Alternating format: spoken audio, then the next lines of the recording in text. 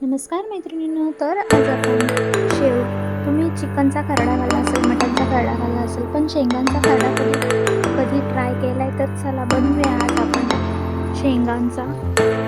शेवग्याच्या शेंगांचा खरडा. तर त्याच्यासाठी आपण शेंगा धुवून स्वच्छ कापून हळद आणि मीठ टाकून उकडत ठेवला आहे आणि आपण त्याच्यासाठी वाटण करून घेणार आहोत. मिरची आणि